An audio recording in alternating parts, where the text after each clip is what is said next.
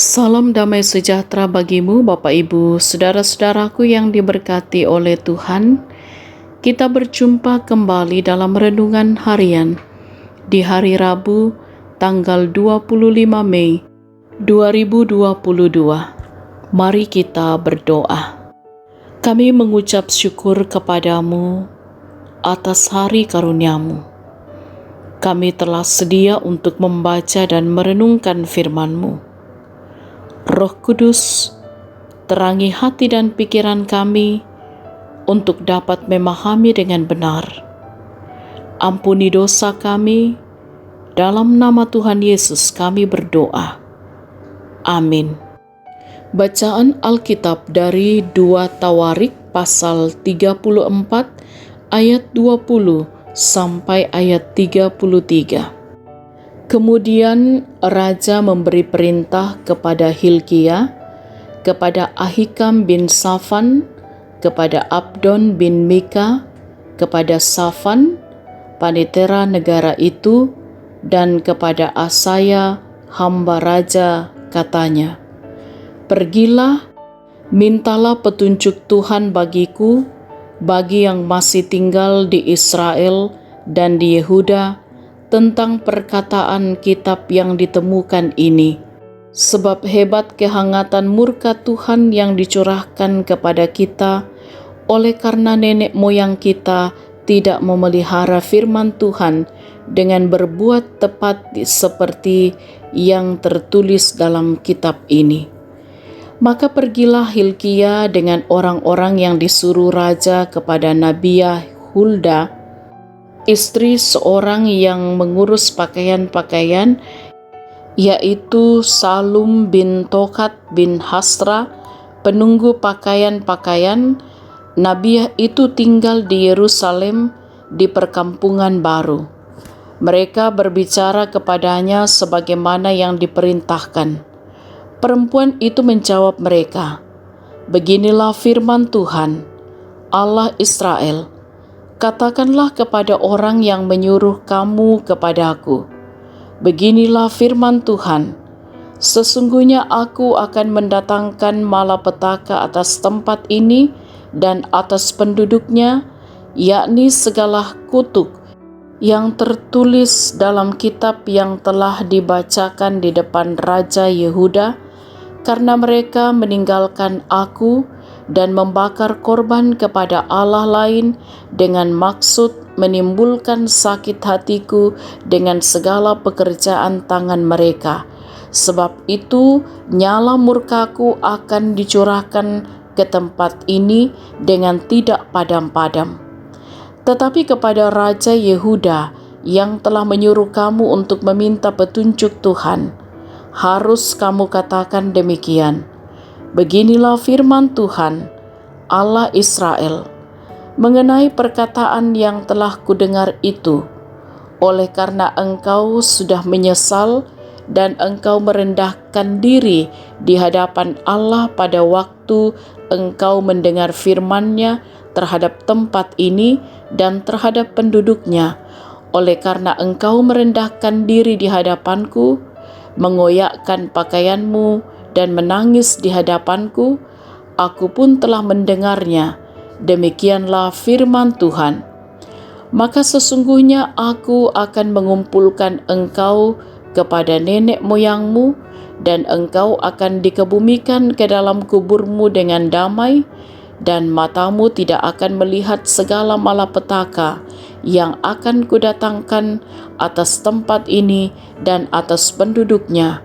Lalu mereka menyampaikan jawab itu kepada raja. Sesudah itu raja menyuruh orang mengumpulkan semua tua-tua Yehuda dan Yerusalem. Kemudian pergilah raja ke rumah Tuhan bersama-sama semua orang Yehuda dan penduduk Yerusalem, para imam, orang-orang Lewi, dan seluruh orang awam, baik yang besar maupun yang masih kecil. Dengan didengar mereka, ia membacakan segala perkataan dari kitab perjanjian yang ditemukan di rumah Tuhan itu. Sesudah itu berdirilah raja pada tempatnya dan diikatnyalah perjanjian di hadapan Tuhan untuk hidup dengan mengikuti Tuhan dan tetap menuruti perintah-perintahnya, peraturan-peraturannya, dan ketetapan-ketetapannya dengan segenap hatinya dan dengan segenap jiwanya, dan untuk melakukan perkataan perjanjian yang tertulis dalam kitab itu.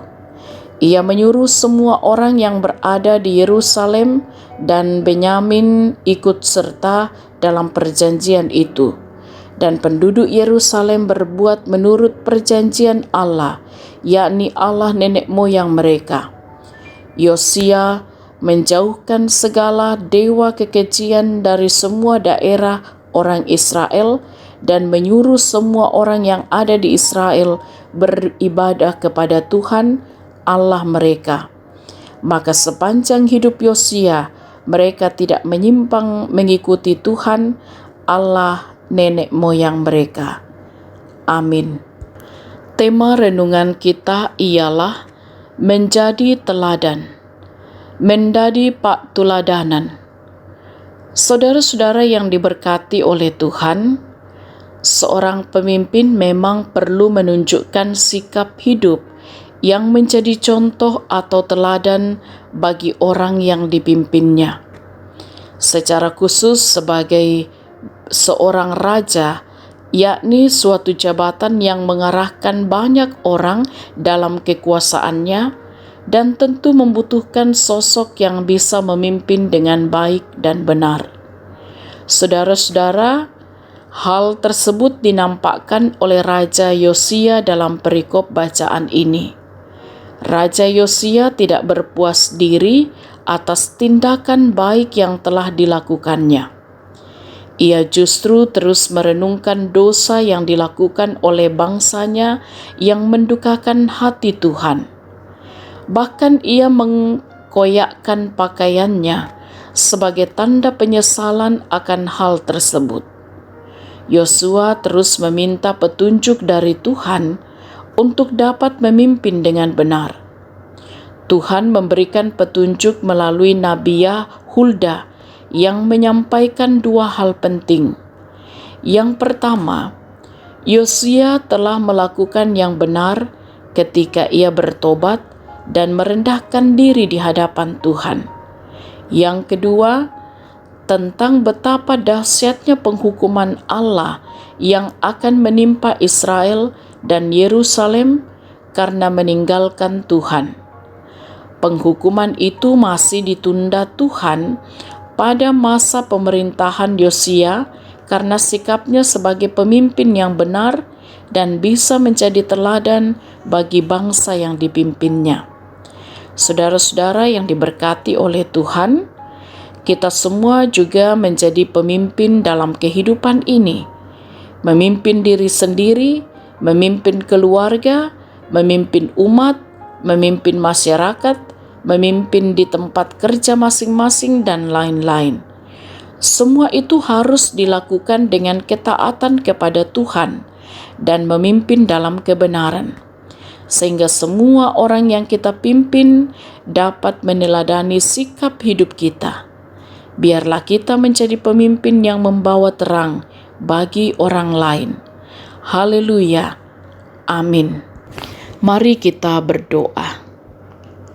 Ya Tuhan, kami mohon oleh kebenaran firman-Mu, kami pun akan mampu menjadi teladan, menyatakan ketaatan kami kepada Tuhan, dan juga terus hidup dalam kebenaran. Sehingga dalam perjalanan kehidupan ini, kami senantiasa membawa terang bagi orang-orang yang kami jumpai. Karena itu, tolong kami ya Roh Kudus. Mampukan juga kami untuk terus mampu mengerjakan segala tugas tanggung jawab yang Tuhan percayakan. Berkati setiap orang tua ataupun anak-anak. Juga berkati setiap apa yang dikerjakan, diusahakan oleh jemaat Tuhan untuk juga terus berbuah baik dalam kehidupan ini. Diberkatilah kiranya mereka yang sedang bergumul dalam sakit, pun juga dalam duka cita. kekuatan dan penghiburan yang sejati Tuhan nyatakan, bahkan oleh kemurahan Tuhan. Mereka yang berjuang untuk juga boleh sembuh dari sakit, dipulihkan oleh Tuhan. Berbagai persoalan-persoalan hidup yang kami jumpai, kami percaya oleh kemurahan Tuhan semua dapat dilewati dengan baik. Kami mohon juga Tuhan senantiasa menopang dan memberkati setiap orang tua kami yang sudah lanjut usia, mereka yang menikmati masa tua, kiranya senantiasa bahagia gembira di dalam Tuhan. Tuhan sempurnakan sukacita saudara-saudara kami yang boleh menikmati pertambahan usia, pun juga apa yang boleh dicapai dalam kehidupan ini. Berkatilah kehidupan bersama di tengah-tengah bangsa yang kami cintai dalam mengemban tanggung jawab. Kiranya para pemimpin-pemimpin bangsa kami juga ditopang oleh Tuhan untuk mampu memimpin bangsa ini dengan benar dan adil. Berkati, jaga, lindungi setiap anak-anak muda kami dalam perjuangan mereka. Ini doa kami Tuhan. Ampuni dosa kami, sempurnakan doa kami. Kami berdoa dalam nama Tuhan Yesus, itulah Tuhan dan Juru Selamat kami. Amin. Sahabat renungan harian yang diberkati oleh Tuhan, selamat beraktivitas hari ini dengan tetap semangat, tetap jaga kesehatan. Salam sehat, Tuhan Yesus berkati.